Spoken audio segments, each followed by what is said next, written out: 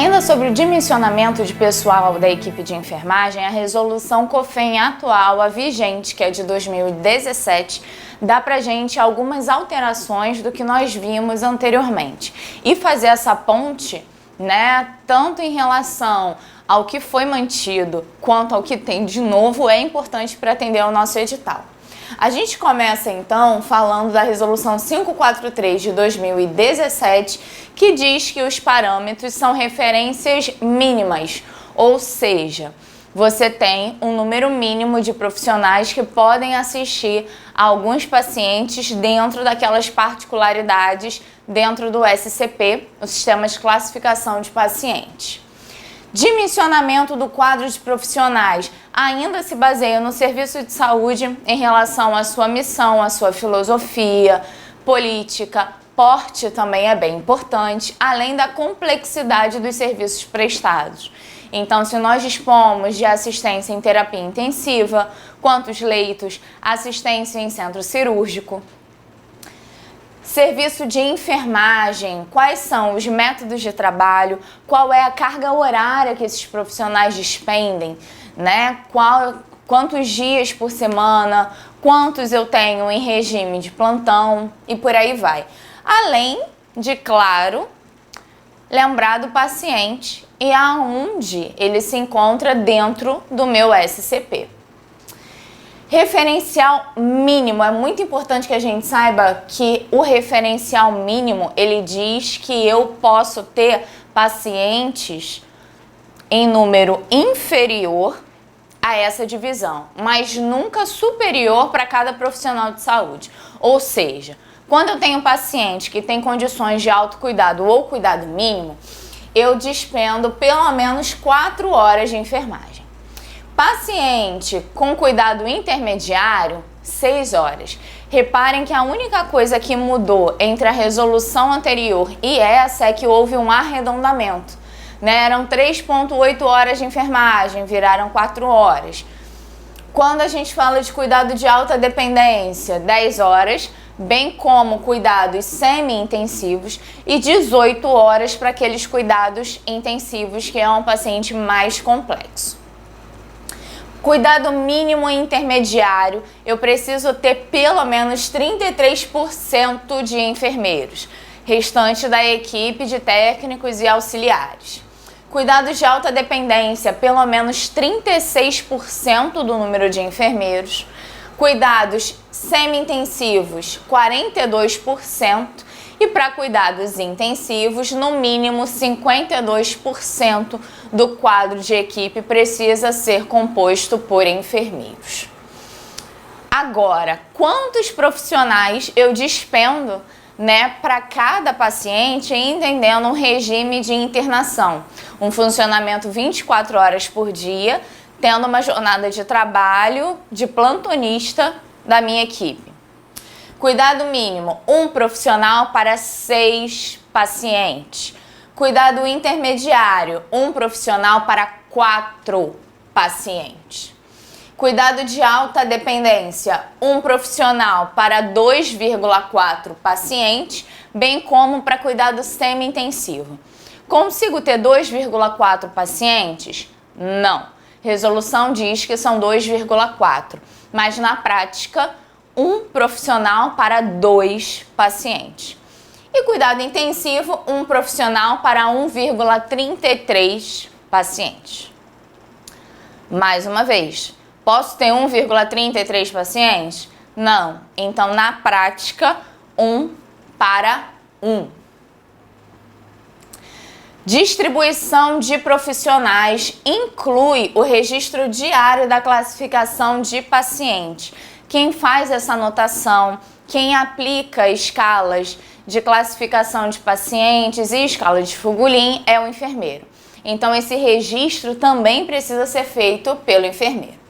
Agora, se eu falo de um alojamento conjunto, né, binômio, mãe e recém-nascido saudáveis, eu preciso de uma classificação a partir de cuidado intermediário.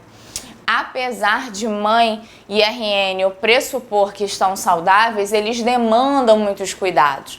É importante a gente saber que algumas mães são inexperientes, atenção quanto a pega, aleitamento materno, verificar como anda o estado geral desse recém-nascido, demanda mais atenção dos profissionais de saúde, por isso essa classificação a partir de cuidado intermediário.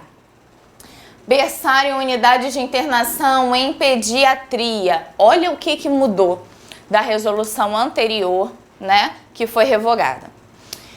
Antes, a gente precisava ter atenção se tinha acompanhante ou não. Agora, independente da presença do acompanhante. Se eu falo de berçário ou se eu falo de crianças menores de 6 anos de idade, eu tenho a classificação a partir de cuidado intermediário. Ou seja, por que isso mudou? Né? Que aqui vem de novo. 2017, não por acaso, foi o ano que nós tivemos também a publicação do novo Código de Ética dos Profissionais de Enfermagem. Um dos artigos da parte das proibições em relação à assistência profissional diz que não é permitido delegar para acompanhantes cuidados de enfermagem. A exceção é para aqueles pacientes que fazem cuidado domiciliar, né, no estilo home care. Então, independente de eu ter acompanhante, eu já classifico os meus pacientes a partir de cuidado intermediário. Façam o entendimento de que o acompanhante, ele não vai poder oferecer todos os cuidados de enfermagem. E outra, ele precisa ser monitorado. Na verdade, quando você tem um acompanhante, você cuida também dele. Por isso que a enfermagem não é uma profissão que se isola ao cuidado ao paciente. A gente fala e vê muito isso em legislação. É o cuidado ao paciente, família e coletividade. Pacientes de categoria de cuidados intensivos precisam ter infraestrutura adequada para a manutenção da vida. O que é isso? Tecnologia dura, que a gente comentou lá no programa de segurança do paciente, na parte de administração de medicamentos. Pacientes classificados como semi-intensivos deverão ser internados também em unidades que disponham dessa infraestrutura. E para assistir pacientes de saúde mental, nosso edital contempla a saúde mental, nós temos um momento de conversar sobre saúde mental e em relação ao dimensionamento de pessoal da enfermagem, como é que isso fica? Nós temos CAPS 1, 0,5 horas por paciente, o que dá 8 horas de enfermagem por dia. O CAPS 1 é aquele que atende a pacientes em todas as faixas etárias, né? Uma população de cerca de 15 mil. CAPS 2, CAPS adulto e CAPS AD, né? Álcool e drogas. 1,2 horas por paciente, também dá em cerca de 8 horas por dia. CAPS infantil e adolescente, né? O ID, 1 hora por paciente, também entendendo esse funcionamento de 8 horas diárias. E o CAPS 3, adulto e AD, 10 horas por paciente ou utilizando o SCP. Reparem que o CAPS 3 está aqui um funcionamento de 24 horas. Alguns CAPS, como a gente vê na parte de saúde mental, eles têm um funcionamento 24 horas e eles têm até alguns leitos destinados a pacientes que precisem ficar em internação ou em observação. Esse CAPS 3, né, de álcool e drogas, por exemplo, a gente tem aí de 8 a 12 unidades disponíveis, né, para aquele paciente que precisa ficar em observação. Aqui eu já atendo uma população bem maior, né, cerca de 150 mil pessoas, e o CAPS 2, ele fica com 70 mil. Então, 15 mil pessoas, o 2, 70 mil pessoas, e o 3, 150 mil pessoas, tá? Para assistir pacientes de saúde mental, quando eu penso na UTI psiquiátrica, eu utilizo o SCP ou eu considero já o cuidado para paciente em terapia intensiva, né, que são as minhas 18 horas de enfermagem à beira-leito. Observação de paciente em pronto-socorro psiquiátrico e enfermaria psiquiátrica, 10 horas por paciente. Ou eu procedo ao SCP. Lembrando que são 2 ambientes que eu trabalho com regime de internação de 24 horas por dia. Se for algum serviço de residência terapêutica, né, um lar abrigado, eu preciso de um acompanhamento de rede matricial, então eu preciso ter um CAPS de referência, inclusive ambulatórios especializados ou a equipe da família. Proporção profissional-paciente. E no CAPS, como é que funciona, né? O número de profissionais de enfermagem que despende atenção para cada um dos meus pacientes. CAPS 1, um profissional para 16 pacientes. CAPS 2, adulto e AD, 1 para cada 6,6. CAPS AD, né? CAPS infantil e adolescente, o ID. Um profissional para 8 pacientes. CAPS 3, adulto e AD, um profissional para 2,4 pacientes. UTI psiquiátrica, mesmo sistema de classificação em terapia intensiva, então um profissional para 1,33 pacientes.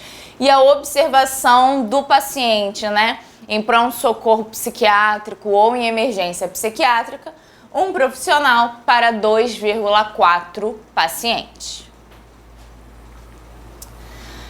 Em relação ao quantitativo mínimo de enfermeiro para esses centros de atenção psicossocial. CAPS 1, 50% de enfermeiro. O restante, demais membros da equipe de enfermagem. CAPS 2, também 50% de enfermeiros.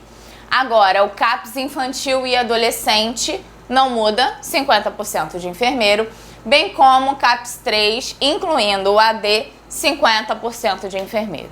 O que a resolução me diz? Independente do CAPS, né, em relação, por exemplo, a tamanho e abrangência do número de pacientes, mínimo de 50% de profissionais de enfermagem, independente da classificação. UTI psiquiátrica, aí eu tenho que aumentar mais um pouquinho, né? Pelo menos 52% de enfermeiro. E se a gente fala de emergência, né, ou pronto atendimento psiquiátrico, 42% do número de enfermeiros. Centros de diagnóstico por imagem. Aqui a gente consegue ver, né, o total de horas de enfermeiro para cada serviço, considerando horas de técnico de enfermagem e o horário que o exame demora. A gente consegue ver, por exemplo, que na mamografia eu posso ter só a equipe técnica, medicina nuclear 0,3 de enfermeiro, raio-x convencional eu também posso ter só o técnico de enfermagem, tomografia e ultrassonografia 0,1 de enfermeiro, intervenção vascular 2 das horas de enfermeiro e ressonância magnética 0,2, restante de técnicos de enfermagem. O cálculo, né, do tempo de horas de enfermagem nas categorias tem que ser feito de maneira separada, entendendo que o enfermeiro trabalha com demandas mais complexas desse processo saúde e doença. E o serviço de diagnóstico por imagem, ele precisa ter durante todo o período de funcionamento pelo menos um enfermeiro enquanto supervisor. Vamos lembrar lá da parte de legislação que todo profissional técnico e auxiliar de enfermagem obrigatoriamente trabalham sob a supervisão do enfermeiro. Por esse motivo é imperativo. Enfermeiro tem que estar no setor. Ah, mas a gente viu que para raio-x simples, eu não preciso contar com horas trabalhadas do enfermeiro. Eu posso manter as horas trabalhadas só pelo técnico. Posso, mas o técnico não pode trabalhar sem a supervisão do enfermeiro.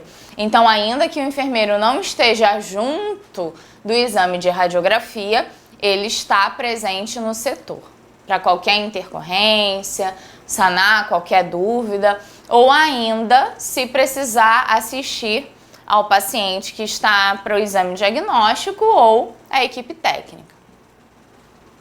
Referencial mínimo para profissionais lotados em centro cirúrgico. Vamos lá. quantas horas de enfermagem, dependendo do tipo de cirurgia. 1,4 horas por cirurgia de porte 1, 2,9 cirurgia de porte 2, 4,9 cirurgia de porte 3 e 8,4 cirurgia de porte 4. E se for cirurgia de urgência e emergência? Aí a gente pode utilizar aquele espelho semanal padrão, né? Que é uma escala que traz quantas profissionais estarão disponíveis. Em relação ao tempo de limpeza, cirurgias eletivas 0,5 horas disponíveis, cirurgias de urgência e emergência 0,6 horas disponíveis. Tempo de espera, né, entre uma cirurgia e outra, cerca de 0,2 horas por cirurgia. E a proporção, né, quantos enfermeiros e quantos técnicos. Eu preciso ter um enfermeiro para cada 3 salas cirúrgicas eletivas. Importante. Agora, eu preciso ter um enfermeiro exclusivo nas salas das cirurgias eletivas e de urgência e emergência. A partir daí, eu considero, né, o grau de complexidade da intervenção. Relação de um técnico para cada sala como circulante e um profissional técnico ou auxiliar para a instrumentação, também de acordo com o porte cirúrgico. Aqui a gente consegue ter uma tabelinha que diz quantas horas eu utilizo para as atividades em cada uma das áreas de expurgo, controle de materiais, consignação, preparo dos materiais que são recebidos no CME, esterilização propriamente dita e armazenamento e distribuição dos materiais. Então aqui eu tenho uma demanda, né, de horas de enfermagem utilizadas pelos profissionais lá na minha central de material esterilizado, lá na CME. Cálculo de quantitativo de enfermeiro, espelho semanal padrão. Eu preciso considerar quantas horas são necessárias para o enfermeiro despender aquele serviço, bem como o funcionamento do setor e profissional enfermeiro que é responsável pela unidade dentro das suas atribuições. Unidades de hemodiálise. Bom, a partir do momento que o nosso edital trata de pacientes com doenças crônicas não transmissíveis, hipertensão, diabetes e doença renal estão nos top 3. Então, hemodiálise, qual a relação de profissionais? 4 horas de cuidado de enfermagem por paciente e turno. Isso porque, em média, uma sessão de hemodiálise dura 4 horas. Com isso, a gente diz que durante todo o período em que o paciente faz essa modalidade de terapia renal substitutiva, ele precisa estar sendo atendido. Um profissional para 2 pacientes e como proporção mínima 33% enfermeiros, restante técnicos de enfermagem. Quantitativo para profissionais em diálise peritoneal ambulatorial contínua, também leva em consideração esse espelho semanal padrão. Lembrando que a diálise peritoneal é uma modalidade alternativa de terapia renal substitutiva. E essa feita, né, de módulo ambulatorial, a CAPD, ela pode ser feita a cada 24 ou 48 horas na unidade. Para atenção básica, considero o modelo do Ministério. Então, o Ministério da Saúde me diz que eu preciso ter, né, em relação à categoria profissional do enfermeiro, cerca de 52 semanas do ano trabalhadas, dias de ausência cerca de 15, os dias de férias, dias de ausência, jornada de trabalho. Preciso considerar o atendimento à demanda espontânea, consultas de enfermagem, administração de medicamentos, promoção de atividades educativas, o que me diz que eu preciso ter pelo menos uma quantidade de 4,3 de enfermeiros. Intervenções de cuidado indireto, além das ações educativas, também levam em consideração interpretação e leitura de exames laboratoriais, supervisão de trabalhos, reuniões com a cúpula de gerência e administrativa. Por isso, eu preciso ter pelo menos 8 horas aí, né, de enfermeiros atuando frente a essa demanda. Tempo de trabalho disponível. Preciso levar em consideração que os enfermeiros vão também considerar a jornada de trabalho, dias de ausência, dias trabalhados e por aí vai. Atendimento à demanda espontânea, administração de medicamentos, ou seja, tudo o que foi visto para o enfermeiro também vai ser trazido para a assistência do técnico de enfermagem. Só que reparem, eu tenho um quantitativo um pouco inferior do número de técnicos de enfermagem. Isso porque a maior parte das atribuições da atenção básica ficam em cuidado direto com os enfermeiros. Então, diferente do hospital, né, da atenção terciária, hospitalar, onde eu costumo ter um maior quantitativo de força-tarefa de técnicos de enfermagem, na atenção básica a gente tem um quantitativo superior de enfermeiros.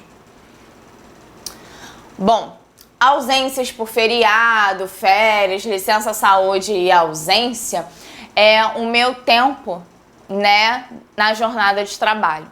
Então a gente precisa levar em consideração aquelas ausências esperadas e aquelas não programadas. Quantitativo de profissionais, eu tenho ainda que ter um IST de 15%, então esse índice de segurança técnica está mantido para minha resolução. Lembrando que 8,3% são referentes a férias e 6,7% de ausências não previstas. Para serviços em que a referência não pode ser associada ao leito-dia, a unidade de medida será o sítio funcional. Eu preciso levar em consideração o fluxo de atendimento e a jornada de trabalho diária necessária da enfermagem. Prefeito de cálculo, eu observo carga horária semanal. Se eu tenho um profissional que trabalha 24 horas por semana, 30 horas, 40 horas, 44 horas. Responsável técnico de enfermagem, isso também não muda. Precisa ainda dispor de pelo menos 5% do quadro, que vai cumprir rotatividade do pessoal, programas de atenção em relação a aperfeiçoamento e capacitação, aqueles programas de educação continuada. Então, sabe quando no nosso serviço tem um treinamento, eles falam assim, alguém tem que ir para o treinamento, e você fica, meu Deus, mas eu vou me enrolar, tem muito serviço.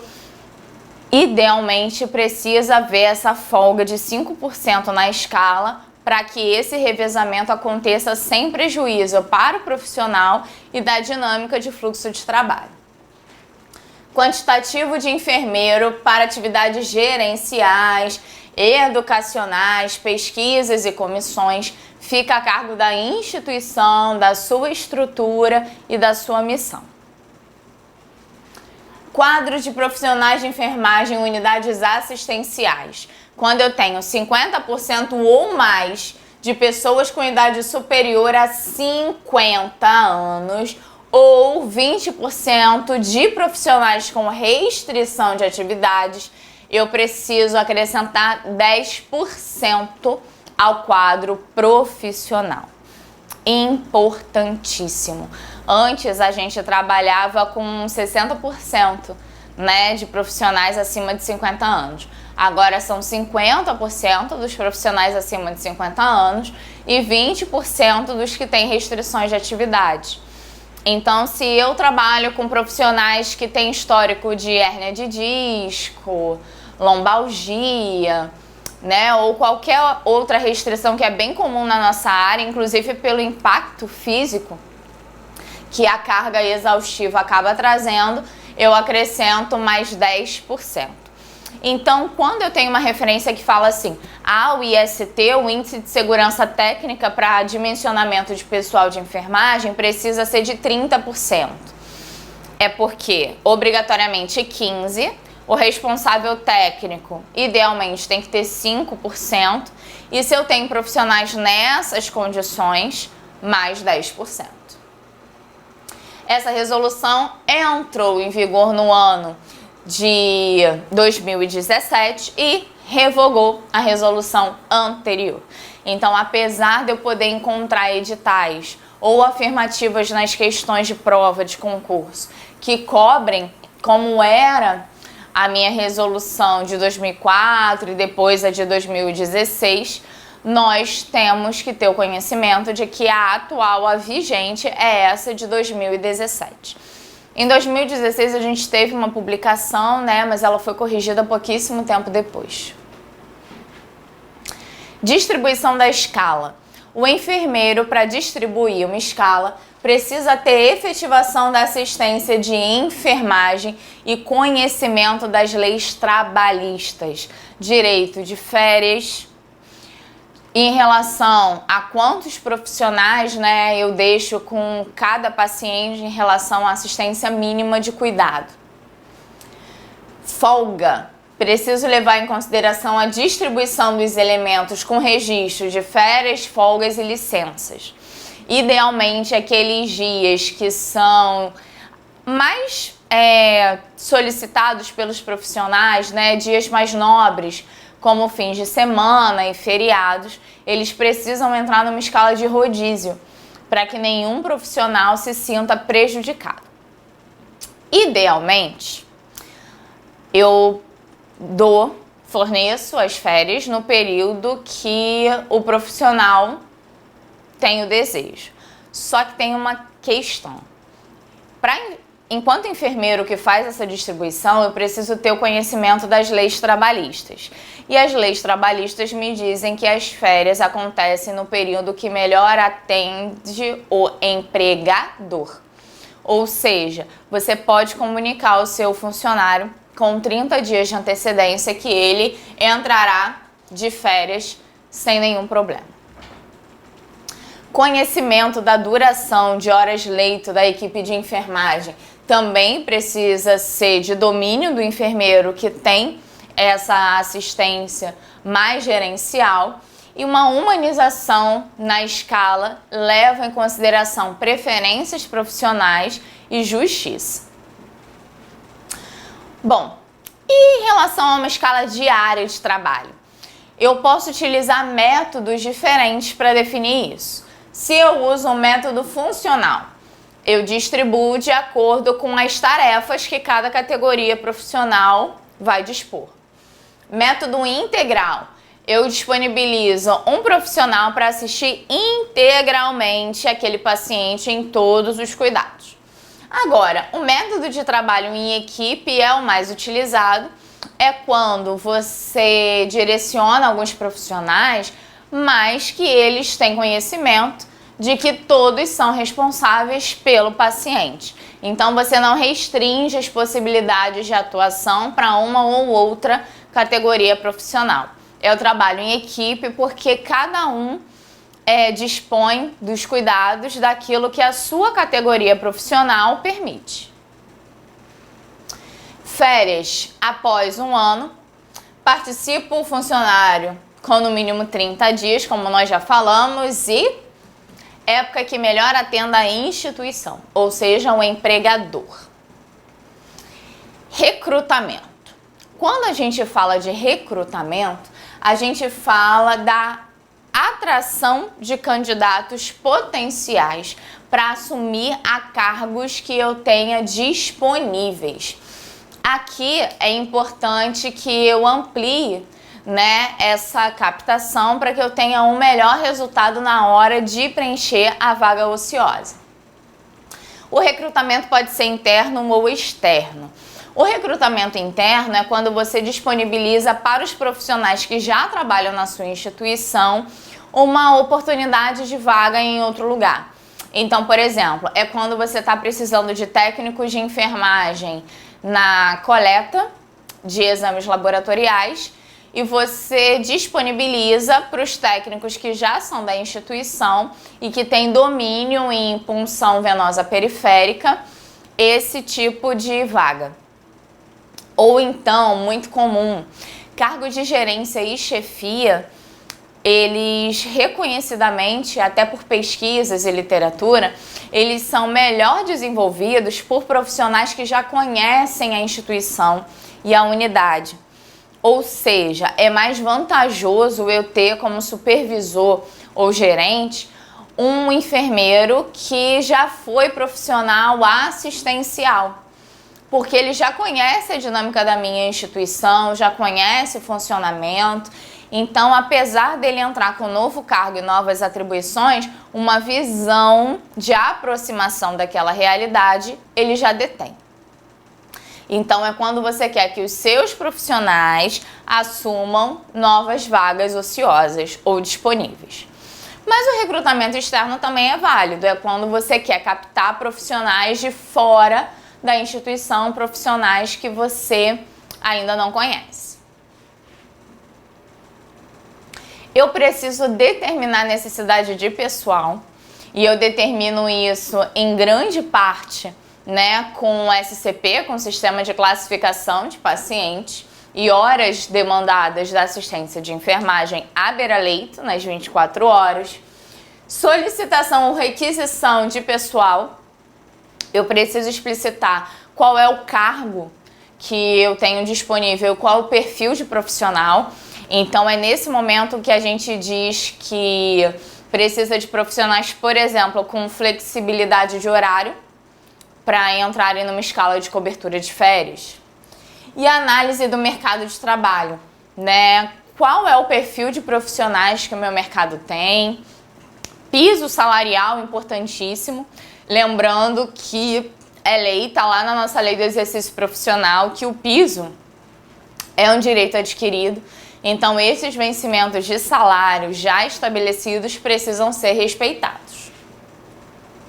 Escolha das técnicas de recrutamento.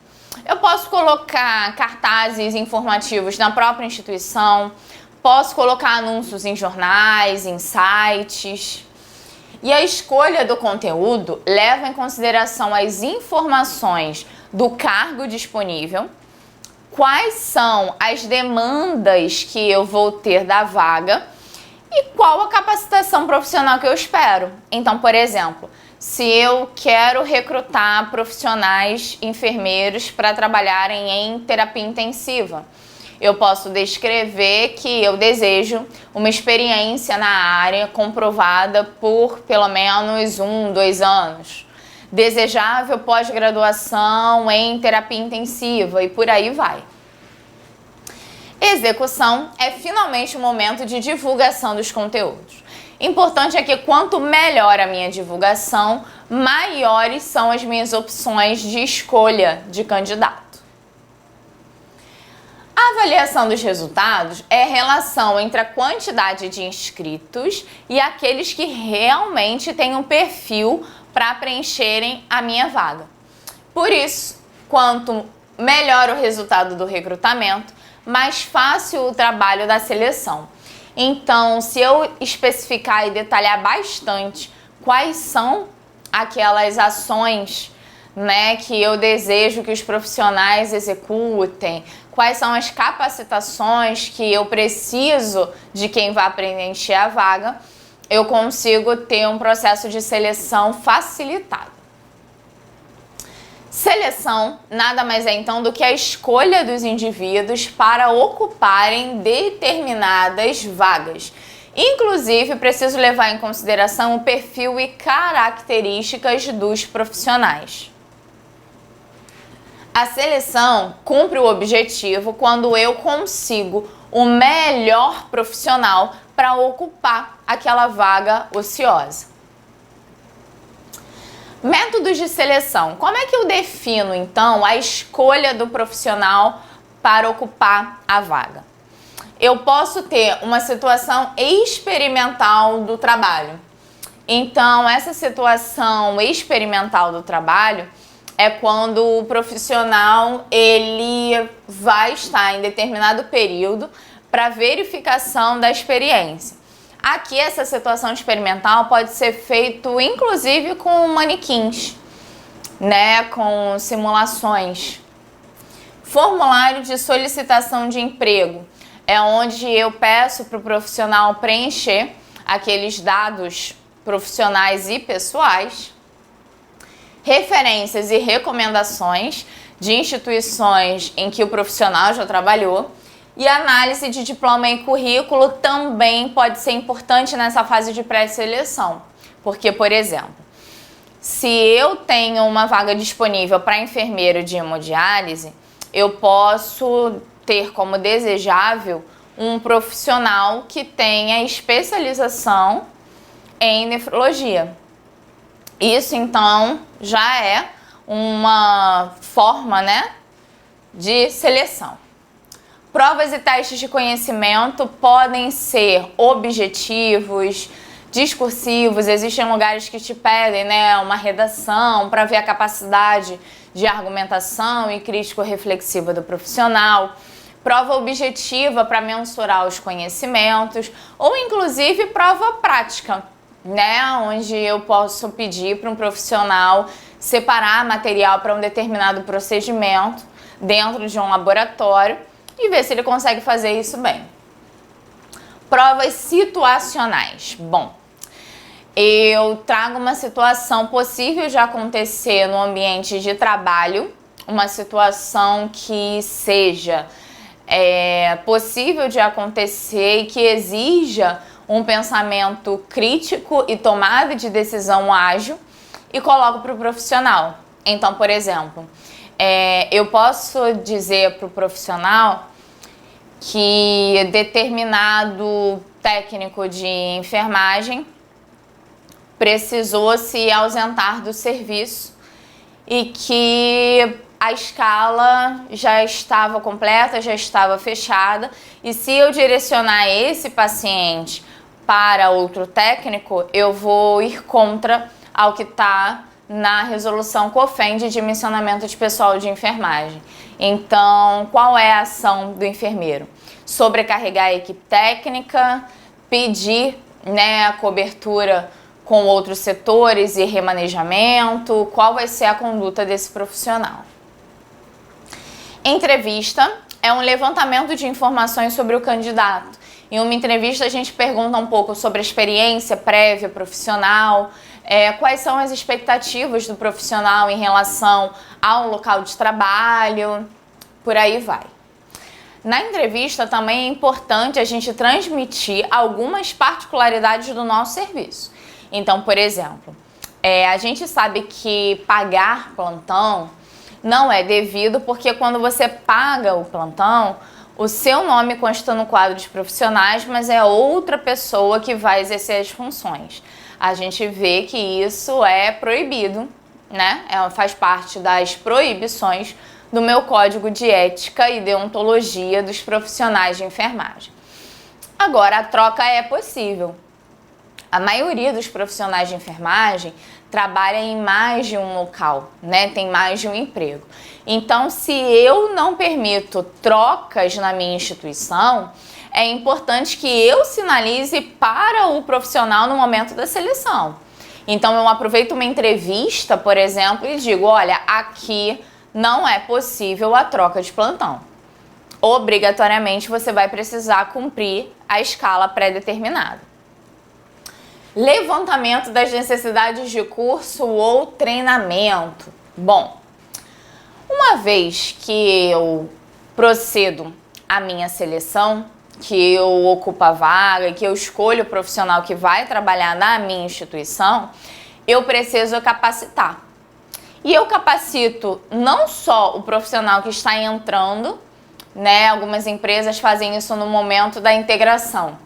Eu mostro para o profissional utilização e manejo de algumas bombas, de algumas técnicas e procedimentos específicos. Mas também faço essas etapas de capacitação com profissionais que já estão no meu quadro de pessoal de trabalho. Mas para capacitar, eu preciso primeiro saber quais são as demandas dos profissionais da ponta, dos profissionais da assistência. Então eu faço um levantamento do que mais suscita dúvidas para que a partir daí eu consiga trabalhar essas etapas de capacitação. Então tracei um diagnóstico, né? Vi quais são as dúvidas dos meus profissionais. Considero objetivos de curto, médio e longo prazo. Lembrando que esse objetivo é de curto prazo até 1 ano, médio prazo até 5 anos e longo prazo para além desses 5 anos. Defino a prioridade. Bom, uma vez que eu tenho os objetivos, o que eu tenho como necessidade imediata? E aí eu defino quais recursos disponíveis eu tenho e qual tipo de resultado e impacto na assistência que eu quero causar.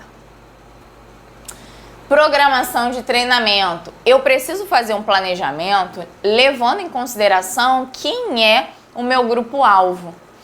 Olha que importante. Se eu quero fornecer aos meus profissionais um treinamento, né, que fala das diretrizes da American Heart Association de 2018, em relação às atualizações, é importante eu trabalhar de forma dinâmica e inclusive mostrando, né, através de ações e educações em saúde para os profissionais o que mudou e o que veio de acréscimo. Se eu mostro para os profissionais como é a cobertura de um novo dispositivo que eu não tinha até então na minha unidade, é importante que eu utilize a prática como técnica de treinamento. Agora, se eu quero dar informações protocolares do serviço institucional, aí eu já posso trabalhar com uma palestra dialogada e expositiva. Basicamente, multimodalidade é importante quando eu trabalho com atualização profissional. E precisa sempre considerar quem é o meu público-alvo. A implementação e execução é a operacionalização da programação, ou seja, é o colocar em prática. E por fim, eu avalio os resultados. Lembrando que a avaliação é sempre cíclica e contínua. Então, uma vez que eu avalio os meus resultados, eu procedo novamente ao meu diagnóstico, aos meus objetivos, definição de prioridade e por aí vai. Agora a gente vai falar de um outro assunto que é a supervisão. A supervisão, enquanto prática de enfermagem, é um processo educativo e contínuo que tem por intuito motivar os profissionais e orientar os supervisionados a fim de manter elevada qualidade dos serviços prestados. Não se trabalha com uma fiscalização direta e maçante. A supervisão, ela tem um aspecto de influência bem importante. Inclusive, uma boa supervisão traz um impacto positivo nas taxas de absenteísmo, rotatividade dos profissionais, moral do grupo, produtividade e qualidade do serviço. Então, o supervisor, ele tem a capacidade de motivar ou desmotivar os supervisionados. O enfermeiro que faz esse exercício de supervisão, ele trabalha com uma prestação de assistência eficaz, desenvolvimento dos funcionários e manutenção de ambiente harmonioso, em que considere os direitos humanos e de produção daqueles profissionais. Tipos de supervisão. Supervisão tradicional. Sempre que nós nos depararmos com a palavra tradicional, a gente precisa pensar lá naquelas teorias administrativas de aspecto racional. Então, tudo que é tradicional é mais rígido, é inflexível. Por isso, uma supervisão tradicional é aquela fiscalização, inspeção policial, e é uma supervisão que trabalha com punição de erros, o que a gente sabe que não é produtivo nem vantajoso. Muitas vezes isso gera insatisfação dos profissionais e aumenta a taxa de absenteísmo e rotatividade. Supervisão atual. A atual, ela tem uma afinidade maior com a teoria das perspectivas orgânicas, Então, é um tipo de supervisão que trabalha muito com o que a perspectiva orgânica trouxe de contribuição, que é o componente de análise humano para junto da assistência. Então, aqui eu tenho uma supervisão participativa, uma supervisão democrática. Uma supervisão em que o profissional é considerado, inclusive na gestão de uma supervisão de qualidade de trabalho. Técnicas de supervisão. Eu posso fazer uma observação direta, que é ir para o setor e observar os meus profissionais. Uma entrevista.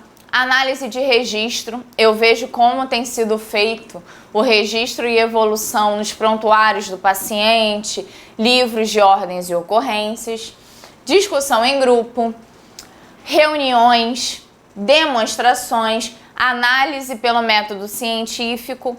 Agora, o mais importante, o melhor método é o registro diário de campo. Eu avalio o registro que os meus profissionais fizeram, inclusive em relação à divisão de escala, às intercorrências, checagem de material de setor, dentre outras atividades. Instrumentos de supervisão. Pode ser o prontuário do paciente, se eu quero verificar as evoluções e registros dos profissionais, prescrição de enfermagem, plano de supervisão, cronograma, manual dos serviços com rotinas e procedimentos também pode ser uma ferramenta utilizada. Bem como a execução da função de supervisão e a avaliação da função de supervisão. Importante, quem avalia uma supervisão é o supervisionado. Imaginem que a única pessoa que vai poder dizer se a supervisão está sendo realizada de maneira a contento por um gestor é aquele que está sob a sua responsabilidade. Então, a equipe pode e deve ter um momento de expor esse tipo de avaliação. Inclusive, pacientes e familiares também, O supervisor, ele trabalha com a resolução de alguns problemas, de algumas intercorrências que podem vir a acontecer. Agora, por melhor que seja o trabalho do supervisor, alguns conflitos são inerentes às instituições de saúde.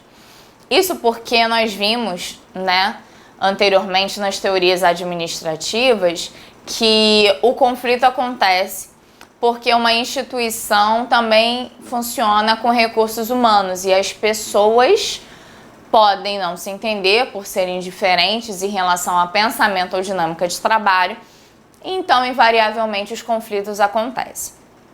As bancas me pedem estratégias para gerenciamento de conflitos, ou seja, se surge algum conflito, como eu consigo resolver?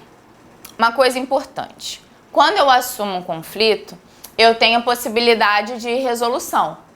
Quando eu assumo um conflito, eu tenho uma oportunidade de crescimento, inclusive a nível pessoal daqueles profissionais que estão envolvidos.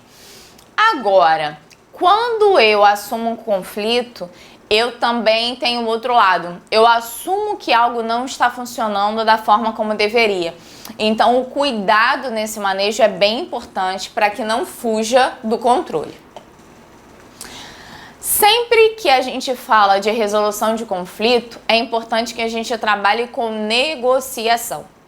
A negociação nada mais é do que uma estratégia de solução de conflito que, idealmente, consegue atender as partes envolvidas. Vamos ver que o processo de negociação, ele precisa de uma flexibilidade dos atores envolvidos, a análise da situação, capacidade de comunicação e também aquela potencialidade de planejamento estratégico da gestão. Habilidade. Para o enfermeiro, gestor ou supervisor, gerenciar um conflito, seja em unidade ou entre profissionais de determinada equipe, é importante que ele seja proativo. Então, se ele viu o conflito ou se ele está vendo a possibilidade do conflito ser suscitado, ele precisa desenvolver essa proatividade e interagir para que esse conflito não chegue, a uma situação complicadora maior.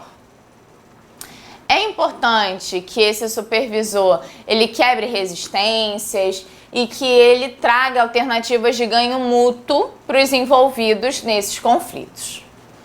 Bom, como é que a gente trabalha essas situações? Algumas propostas vão ser levantadas pelo supervisor para que os envolvidos sejam atendidos. E o supervisor ele pode desenvolver essas propostas tanto em uma perspectiva racional, quanto em uma perspectiva orgânica e ainda uma perspectiva política.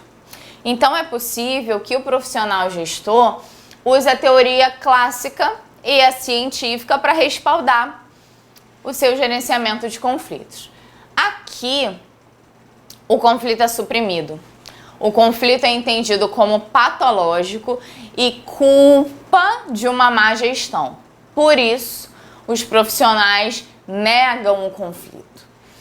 Eles buscam aperfeiçoar regras e normas rígidas para que os conflitos não continuem acontecendo e eles visualizam a organização de modo idealizado e planejado racionalmente.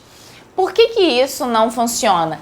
Negar o conflito não quer dizer que eu resolvo, Pode ser que ele piore. E se eu utilizo a perspectiva orgânica, por exemplo, a teoria das relações sociais de Elton Mayer? Aí eu parto do pressuposto de que o conflito é também patológico, mas que ele consegue ser resolvido. Parte da hipótese de que os conflitos surgem em função das características individuais, ou seja, pessoas diferentes trabalhando em conjunto podem discordar em alguns momentos, e a importância do desenvolvimento de projetos e motivação para a resolução desse conflito é o preconizado. Só que atualmente a gente tem a seguinte visualização. Conflito não é patológico, conflito não é problema, conflito é esperado. Pessoas trabalhando em conjunto com ideias, valores e crenças diferentes vão em algum momento terem ideias que se contrapõem. Por isso, o conflito ele tem que ser visto como algo normal, como algo comum e que permite uma possibilidade de crescimento dos profissionais. Estratégias para a resolução desses conflitos.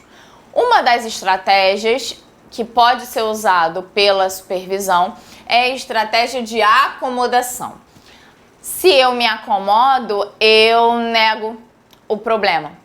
Então, eu acoberto o conflito e espero que as pessoas esqueçam dele ou que ele se resolva sozinho. Não se aborda diretamente o conflito, Existe um abafamento.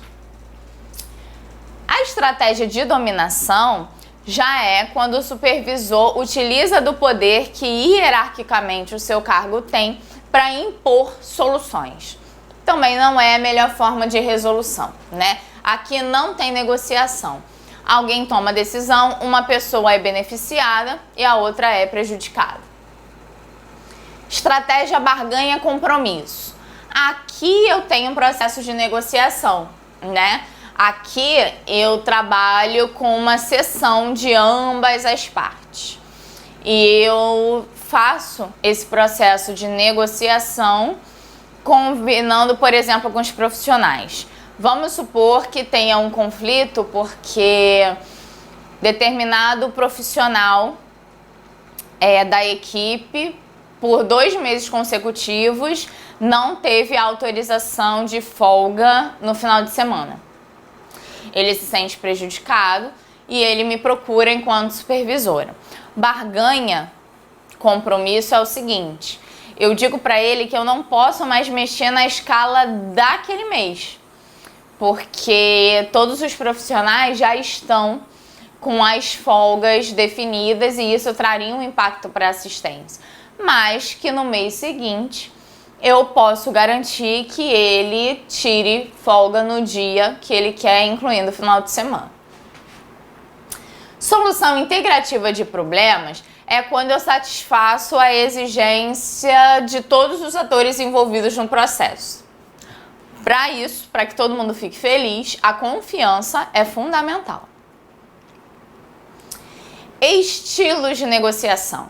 Preciso manter uma conduta ética, um limite do que é certo e do que é errado, e as questões legais, quando sobrepostas sobre as questões éticas, precisam ser priorizadas. Então, entre o que é ético e o que é legal, eu priorizo sempre o que é legal. Estilo restritivo duro. Estratégias de coação e medo. Então, aqui nessa estratégia é um impulso para o controle, desconsiderando completamente o outro ator envolvido nesse processo. Estilo ardiloso é quando eu uso astúcia, é quando existe uma desconsideração para o outro envolvido nesse processo. Então, é quem utiliza de esperteza para ter sozinho ganho. Estilo amigável é quando você mantém uma cordialidade. Tem um lado bom, é mais fácil de você resolver o conflito. Mas um lado ruim é que você pode acabar cedendo além do que deveria e perdendo autoridade. Estilo confrontador é quando o profissional tem uma impulsividade direcionada para o controle. É quando ele vai fazer um embate, mas consegue chegar a um acordo sólido. Agora, a gente vai ver quais são as etapas do processo de decisão. Em ordem, isso é bem importante, é questão de banca. Para eu tomar uma tomada de decisão, eu preciso primeiro de um diagnóstico situacional, ou seja, eu preciso saber de fato qual é o problema. A partir do momento que eu visualizo o problema, que eu percebo o problema, eu tenho que definir. Então, eu tenho que entender qual é a situação que está causando o problema. Então, eu coleto os dados. Posso levantar alguns dados provenientes de entrevistas, leitura de registros, para que depois eu analise esses dados e procure soluções alternativas. A brainstorming é uma técnica que eu posso usar para buscar essas soluções alternativas. Então, imaginem que no meu serviço eu tenho tido um aumento do índice de flebites causadas por acessos venosos periféricos. Eu vou no registro dos profissionais para ver, como tem sido feita a técnica, fixação, material, cobertura utilizados. E então eu chamo alguns representantes da equipe, chamo, por exemplo, os enfermeiros dos setores, coloco o problema e cada um vai dizendo o que acredita ser necessário para que esse problema seja resolvido. Eu tenho um levantamento de discussões e alternativas. Isso pode ser feito no espaço físico de reunião, por exemplo. Depois dessa técnica de brainstorming, depois de eu buscar soluções, eu escolho qual é aquela que melhor vai ser implementada naquele momento e preciso levar em consideração em quanto tempo eu quero ver o resultado. Decisões intermediárias são aquelas decisões de natureza executiva.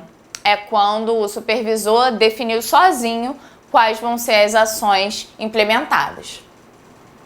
Decisões de apelação é quando o supervisor ele muda de condução, quando os supervisionados ficam insatisfeitos e cobram.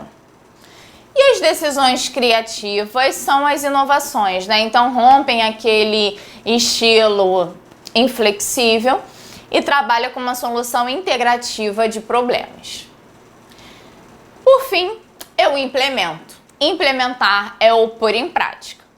Lembrando que sempre depois de implementar, de pôr algo em prática, eu avalio. E a avaliação é sempre um processo cíclico e contínuo. É só a avaliação que permite o aperfeiçoamento, que é uma nova leitura. Técnicas de tomada de decisões. Se eu tenho uma técnica tradicional, é algo formal, que pode ser um comunicado em formato de ofício, circular. Técnicas modernas, eu utilizo pesquisas operacionais para definir, né, as novas condutas. Agora a gente vai falar um pouquinho de liderança.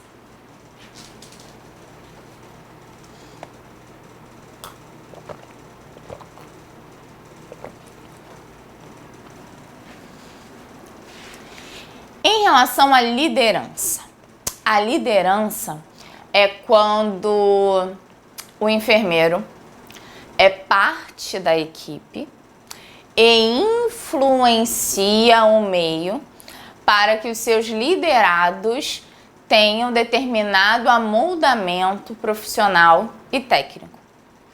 A liderança é a capacidade de conduzir e influenciar pessoas. A liderança pode ser atributo de uma posição hierárquica, característica de uma pessoa ou categoria de um grupo.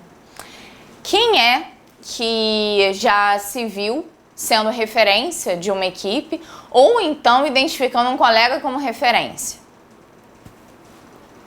5 bases para o poder que vão ajudar no exercício da liderança podem ser os seguintes. Pode acontecer o poder coercivo, que é baseado no medo. Aí não é liderança, aí é o que a gente conhece como chefia. Pode ser um poder por recompensa, que é baseado no prêmio. Também é um aspecto mais de chefia, porque o líder é membro da equipe. Poder legítimo, baseado na cadeia hierárquica. Poder por conhecimento, eu entendo como líder aquele que sabe muito do funcionamento do serviço. Poder por deferência, aquele poder por admiração. Agora, estilos de liderança. Liderança autocrática ou liderança autoritária é a mesma coisa.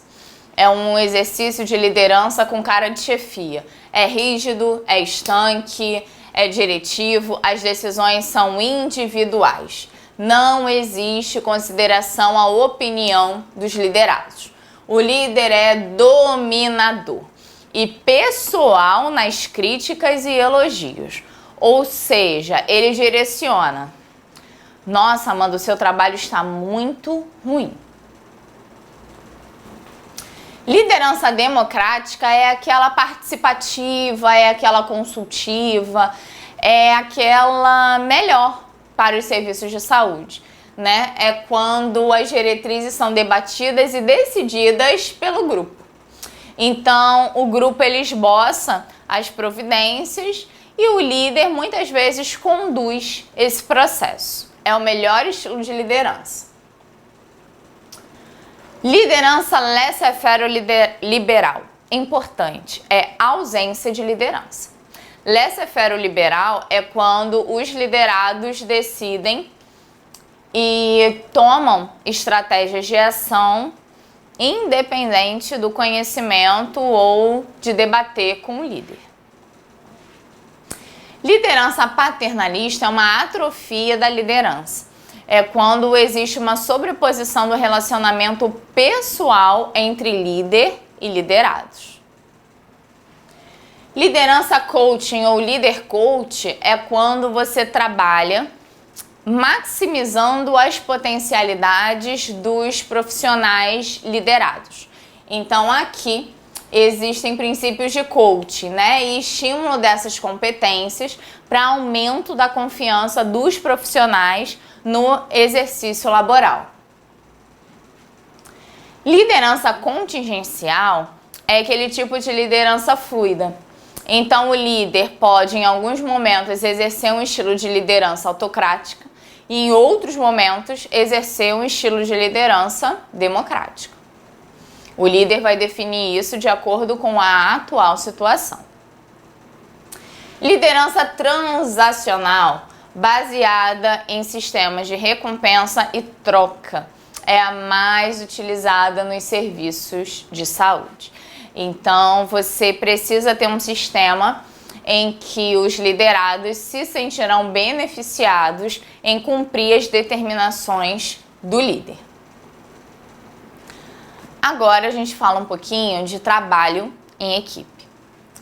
O trabalho em equipe é algo coletivo que pode ter vertentes diferentes. Se eu tenho uma equipe agrupamento, eu tenho uma justa posição das ações. Então, é uma aglomeração. Uma equipe em integração é quando eu articulo as ações de trabalho entre os profissionais da equipe. E o gerenciamento da equipe é um trabalho com enfoque harmonioso. Bom, para a gente fechar essa parte, de administração, é importante que a gente não encerre sem falar de auditoria. A auditoria, a gente vai encerrar aqui principalmente aquelas competências de líderes de enfermagem. A auditoria, ela nada mais é do que uma comparação entre o que está sendo feito atualmente no serviço e aquilo que deveria estar sendo feito. Ou seja, é uma comparação da realidade institucional com padrões de qualidade pré-determinados. Essa parte de auditoria tem um cunho, gestor mais importante. Aqui não é comum um profissional enfermeiro ele trabalhar com relacionamento interpessoal. Aqui ele pode ficar, por exemplo, com uma análise das contas e custos hospitalares, dispêndio de material, dentre outros. Bom, a mensuração da qualidade da assistência é feita sempre que eu comparo os padrões que são prioritários. E esses padrões, eles são definidos por agências regulamentadoras. Então, eu posso fazer uma auditoria de cuidados, por exemplo, avaliando se as técnicas de curativo levam em consideração todos os princípios do curativo ideal estipulados pela Anvisa na sua última publicação. A auditoria é uma fase final do processo de enfermagem, por isso a gente encerra esse ciclo. A auditoria ela tem por intuito controle de custos, qualidade do atendimento, pagamento justo da conta hospitalar e transparência na negociação. Aqui eu utilizo principalmente o prontuário do paciente para registro. A auditoria de cuidados, ela pode inclusive controlar o faturamento correspondente aos planos de saúde. E a gente vai ver que os benefícios da auditoria é para todos os envolvidos. É para o paciente que vai pagar o devido de conta hospitalar, é para a equipe de enfermagem que tem uma oportunidade de desenvolvimento da sua percepção e para a instituição que consegue manter os padrões de qualidade. Elementos-chave do processo de auditoria. Top 1, prontuário médico. Prontuário do paciente é onde fica a maior parte dos registros. Além do prontuário médico, alguns laudos de exames ou periciais que podem ser anexados a ele também são utilizados. Vamos supor que eu faça a seguinte análise. Deu entrada um paciente, vítima de queda da própria altura, idoso, se queixando de dor no membro inferior direito. E eu vejo, que foi feita uma tomografia de crânio nesse paciente na emergência. Eu posso não concordar. Se o paciente está sentindo dor em membro inferior direito, por que não uma radiografia para avaliar uma fratura?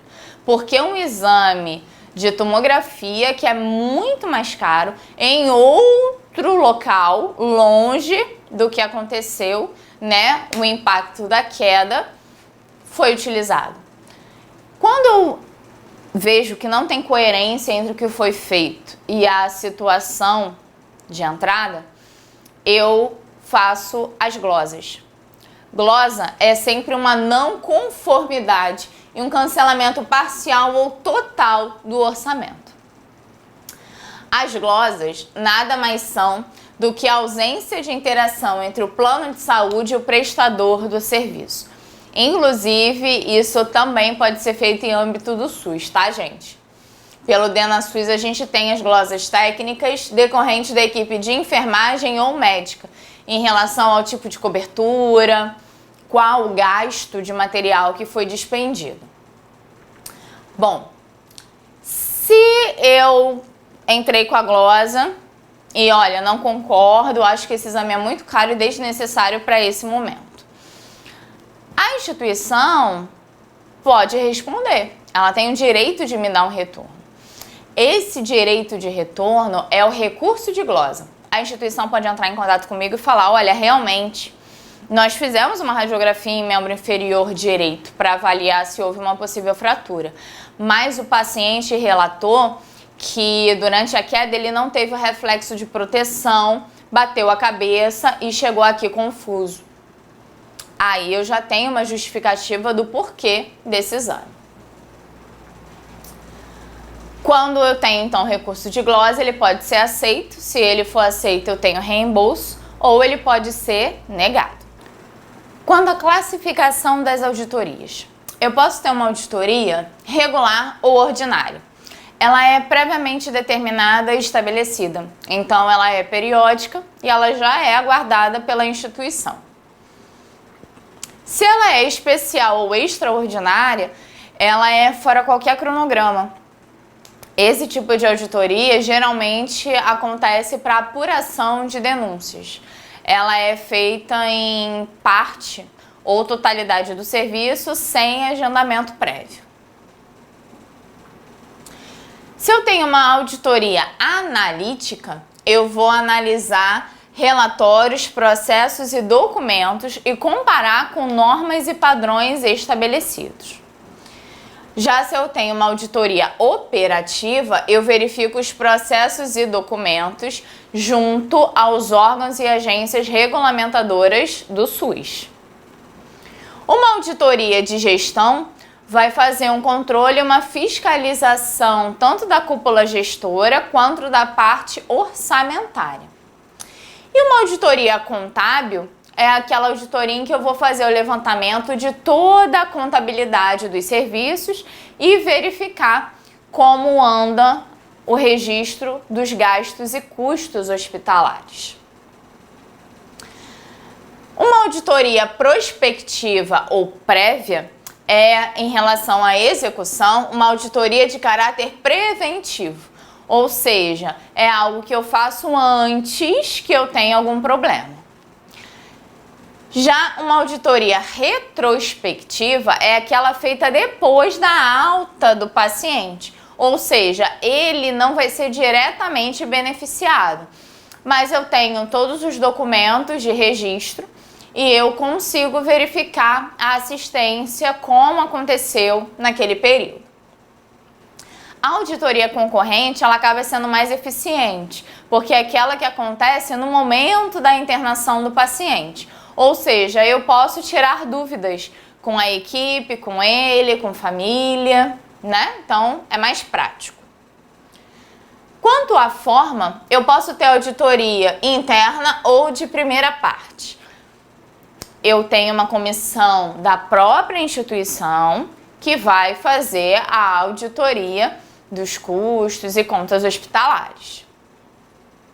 A auditoria externa ou de segunda parte é quando auditores externos vêm fazer essa análise da minha assistência junto com os padrões de qualidade pré-determinados. Agora, a auditoria de terceira parte é realizada por uma entidade certificadora. A gente vai ver daqui a pouquinho que é essa entidade certificadora capaz de fornecer a acreditação, por exemplo, para o hospital. Quanto ao tempo, eu posso ter uma auditoria contínua, que ela sempre se inicia a partir do último setor avaliado, ou uma auditoria periódica, que não existe essa questão de continuidade. Quanto à natureza, eu posso ter uma auditoria normal, em períodos determinados, ou uma auditoria específica, que atende a determinada demanda que surgiu naquele período. Quanto ao limite, eu posso ter uma auditoria total, que abranja todos os setores da instituição, ou uma auditoria parcial, que restringe e limita os setores que serão auditados. Agora, a comissão de auditoria, ela precisa ser composta por enfermeiro. Geralmente, 5 enfermeiros podem compor essa comissão. E é importante que aqui exista, entre esses 5 enfermeiros, um secretário e um coordenador. Em relação à atuação dessa comissão de auditoria é o seguinte: a comissão de auditoria emite um parecer. O parecer é simplesmente descritivo, ele não pode ser interpretativo. Interpretação não é atribuição da comissão de auditoria. Então, por exemplo, ele vai descrever como determinado curativo está sendo feito e como ele deveria ser feito de acordo com a literatura. Dizer o que tem ou não disponível na instituição e por que é feito desse jeito é uma justificativa que não cabe mais a essa comissão. A comissão emite simplesmente um parecer. Limitações da auditoria. Bom, eu não consigo avaliar a assistência total do paciente, isso é um problema. E importante, tá, gente? A auditoria não tem caráter punitivo, apesar das pessoas terem medo da auditoria. A auditoria quer simplesmente garantir, se as ações que estão sendo feitas têm a ver e vão ao encontro do que está determinado em uma padronagem de qualidade. Agora, a gente sai dessa parte de gestão e vai falar sobre a instituição em si. A gente vai falar de certificação e acreditação hospitalar. A gente fala muito da ISO, É uma entidade que trabalha com princípios de qualidade. Então, essa entidade, ela tem 5 certificações. ISO 9001 certifica produto, 9002 serviços, 9003 sistemas, 9004 usuários e 14.000 preservação ecológica. A gente vai ver que, segundo o Ministério da Saúde, eu tenho pelo menos 4 categorias de avaliação que levam em consideração aquelas normas de qualidade pré-determinadas pela ISO. A habilitação ou alvará, isso é a Anvisa que vai verificar se o hospital ou instituição de saúde tem condições de manter o pleno funcionamento. Categorização, que é a classificação dos serviços de acordo com critérios determinados. Por exemplo, o ambulatório, consultório, hospital. Programas de autoavaliação. Os programas de autoavaliação, eles podem ser feitos, por exemplo, com reuniões, com rounds, pela própria entidade. E por fim, e não menos importante, o processo de acreditação. Importante que a acreditação é um processo voluntário, é um processo anual. Então não adianta dizer que, nossa, o hospital aqui é acreditado, tá? Se ele foi acreditado em 2013. Não, é um processo contínuo. E nós vamos ver que existem várias formas de acreditação. Níveis, então, de acreditação. Hospital ou local de atenção em saúde acreditado nível 1, habilitação do corpo funcional, atendimento aos requisitos fundamentais de segurança e sanitários e a estrutura básica capaz de garantir o funcionamento. Acreditado nível 2, existência de normas e rotinas. Eu tenho uma melhoria dos processos clínicos feitos através de programas de autoavaliação e atuação centrada no paciente. E acreditado nível 3, eu tenho evidência de vários ciclos de melhora, sistema de formação informatizado e consistente, sistema de aferição do grau de satisfação dos que recebem os produtos. Ou seja, Reparem que, hierarquicamente, o nível 1 é mais simples, o 2 é mais complexo e o 3 é mais completo. Se a instituição não conseguir obter satisfação a nenhum desses níveis, ela é não acreditada.